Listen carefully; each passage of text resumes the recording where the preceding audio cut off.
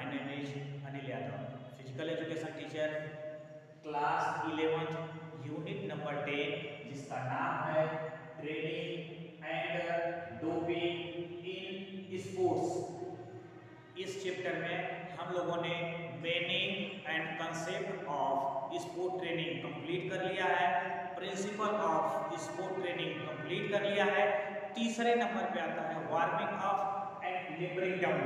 अब warming up और labouring down के बारे में आज मैं बता रहा हूँ कि वार्मिंग अप है क्या।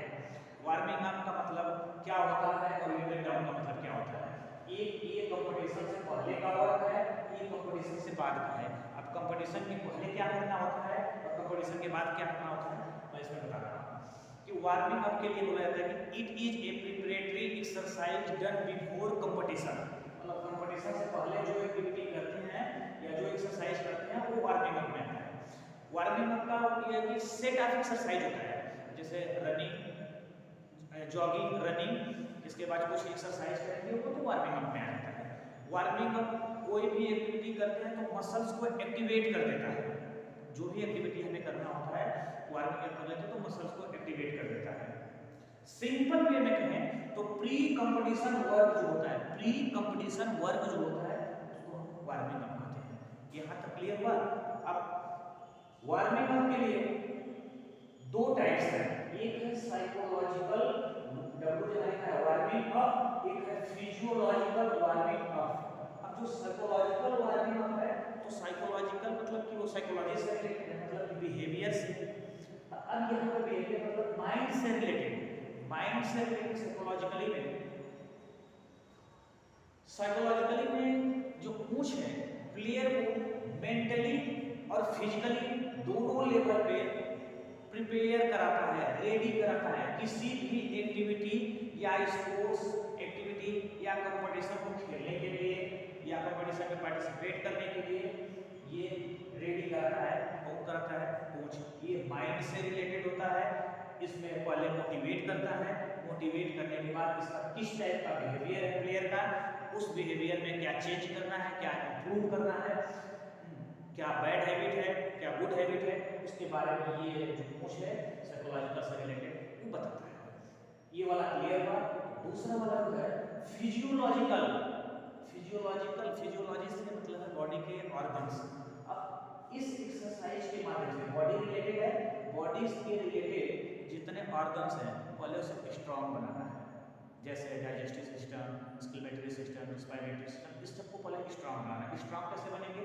एक्सरसाइज के अकॉर्डिंग, उनके अकॉर्डिंग एक्सरसाइज करेंगे, धीरे धीरे वो इंप्रूव होते जाएंगे, स्ट्रॉन्ग होंगे।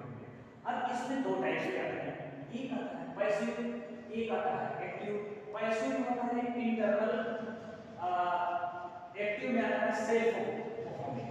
तो एक्सटर्नल का मतलब ये हुआ, पैसिव का मतलब पैसिव में किसी के हेल्प से कराते हैं, किसी के हेल्प से वर्क कराते हैं। जैसे कहीं पे माइनस में टेम्परेचर है, वहाँ सूर्य 6 महीने नहीं दिखाई देते, या बहुत दिनों तक सूर्य नहीं दिखाई देते, रोशनी नहीं मिलती, उनको वार्म अप कैसे कराएंगे, पसीना उनको कैसे बहाएंगे?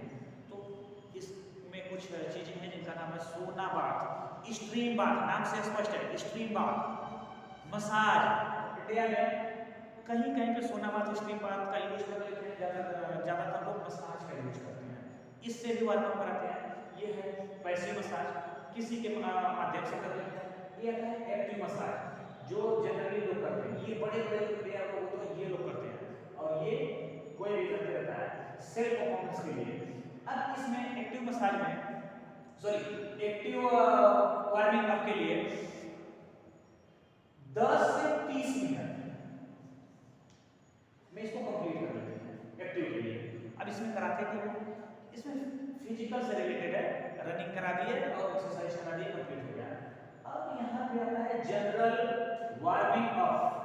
जनरल वार्मिंग अप का मतलब ये होता है कि कॉमन फॉर ऑल एक्टिविटी, जितने भी स्पोर्ट्स से रिलेटेड एक्टिविटी है सबके लिए सेम होगा। क्लियर?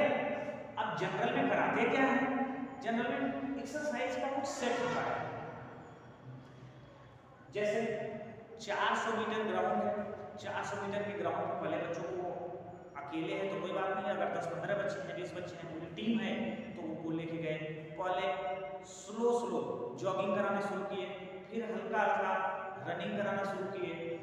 इसके बाद रनिंग में हल्के हल्के थोड़ा स्ट्रेचिंग कराए, स्ट्रेचिंग कराने के बाद अच्छे से रनिंग 3-4 राउंड कराए, 3-4 राउंड कराने के बाद एक सर्कल बनाए, सर्कल बनाने के बाद टॉप टू बॉटम या बॉटम टू टॉप एक्सरसाइज शुरू कराएंगे, जैसे hand rotation, hand swing, chest कमर का एक्सरसाइज, लेग की एक्सरसाइज, और धीरे धीरे 10 से 15 मिनट तक इसको अच्छे से कराते हैं। ये होता है जनरल वार्मिंग अप। अब जनरल वार्मिंग अप से होता क्या है कि जो मेजर्स मसल होती हैं वो इम्प्रूव करती हैं, मसल्स में स्ट्रेंथ डेवलप होता है, मसल्स टोन जो है वो डेवलप होता है। मसल्स टोन का मतलब क्या हुआ कि जैसे मसल्स में फ्लेक्सिबिलिटी डेवलप होती है, स्ट्रांग होती है मसल्स, स्ट्रेंथ डेवलप होता है, बॉडी में थोड़ा बहुत स्पीड भी डेवलप होती है, एंडोरेंस पूरे बॉडी में डेवलप होता है इस जनरल वार्मिंग से। इसके बाद जनरल वार्मिंग के बाद आता है specific warming up.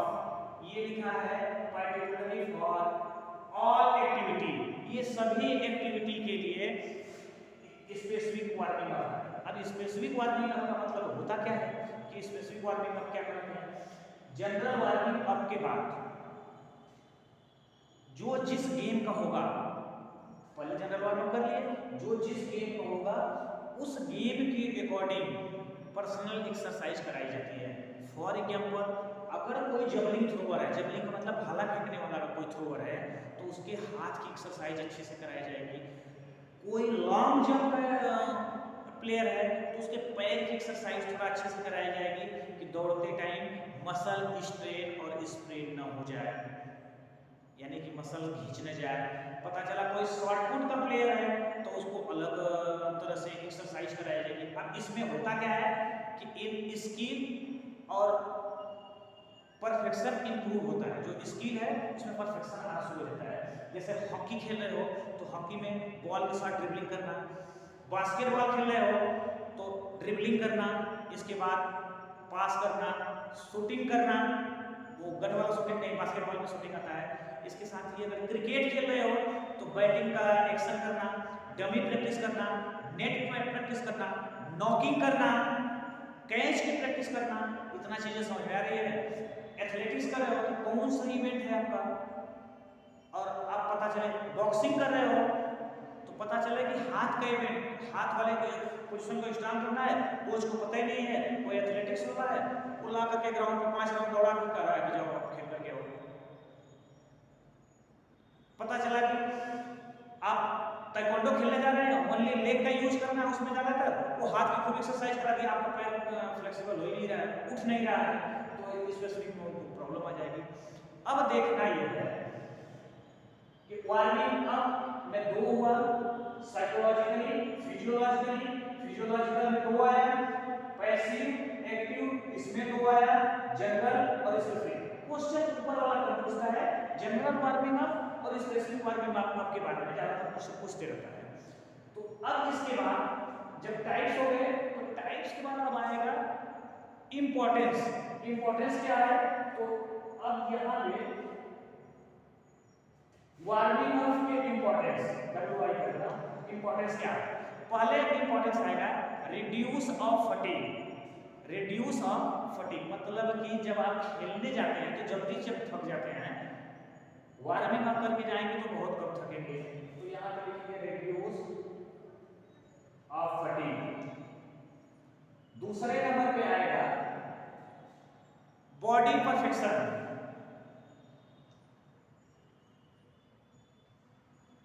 Body perfection दूसरे नंबर पे इसमें बॉडी परफेक्शन आएगा। तीसरे नंबर पे क्या आएगा, increase in energy level. Energy का जो लेवल है वो इंक्रीज हो जाएगा। आपको पिछले क्लास में बताया भी थे और बायोलॉजी भी है, एटीपी और एडीपी पहले से ही एक एटीपी में टूटेगा तो इसके बाद कितना ग्लूकोज कितना एनर्जी, वो वाला सिस्टम है। इसके बाद बेटर रिलैक्सेशन, बहुत अच्छे से रिलैक्स फील करते हैं, कोऑर्डिनेशन अच्छे से आता है। इंप्रूव इंडोरेंस, जो दमखम है वो इंप्रूव होता है। इसके बाद होता है रिड्यूस रिस्क फॉर इंजरी, चोट लगने का चांस बहुत कम होता है। चोट लगने का चांस क्यों कम होता है, जैसे कोई बच्चा सो करके उठ करके कहीं पे जा रहा हो तो उसको ज़्यादा अनकंफर्टेबल टाइप फील कर रहा हो। वैसे ही मस्त अगर एक बार हम हाथ को सीधा पीछे ला देंगे तो प्रॉब्लम होने लगेगी, 5-6 बार 10 बार 15 बार इस तरह से करने के बाद थोड़ा लाएंगे तो कोई दिक्कत नहीं है, मसल इकट्ठी हो जाती है। उसी टाइप से जब हमारे जितने जॉइंट्स हैं और मसल्स हैं हम एक्टिवेट कर करके ग्राउंड में जा रहे हैं तो चोट लगने का चांस बहुत कम होगा। विदाउट एक्टिवेट किए जा रहे हैं तो एक बार थोड़ा सा भी लगेगा तो चोट लगने का चांस बहुत ज़्यादा होता है। ये तो हो गया वार्मिंग। वार्मिंग अप के बाद आता है लिम्बरिंग डाउन। अब लिम्बरिंग डाउन ये तो कंपटीशन से पहले था, ये कंपटीशन के बाद है।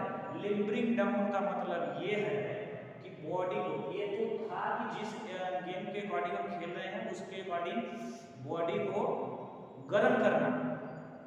अब जैसे अपन वेट लिफ्टर है, 30 सेकेंड का होता है वेट लिफ्टिंग का टाइम। पता चले कि आधे घंटे 1 घंटे से हम बॉडी को हीट कर रहे हैं, पर्टिकुलर एक एक अंग का एक्सरसाइज कर रहे हैं, एक जॉइंट्स की एक्सरसाइज कर रहे हैं। इसके बाद बेल्ट लगा के गए, ऊपर किए, होल्ड किए, सब लोग देखे, इसके बाद नीचे रख दिए। अब आगे अगर तुरंत बैठ जाएंगे तो प्रॉब्लम होगी।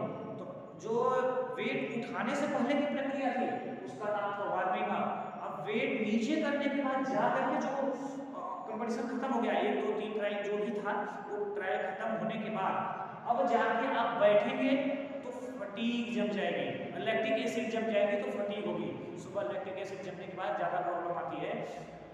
इसलिए कंपटीशन खत्म होने के बाद स्लो हल्का हल्का एक्सरसाइज और स्ट्रेचिंग करके बॉडी को उस टेम्परेचर के, जितना टेम्परेचर है उससे नीचे लाते हुए, जो नॉर्मल टेम्परेचर होता है वहाँ तक लाने के लिए जो एक्टिविटी करते हैं, जो स्ट्रेचिंग करते हैं, वो आता है लिम्बरिंग डाउन।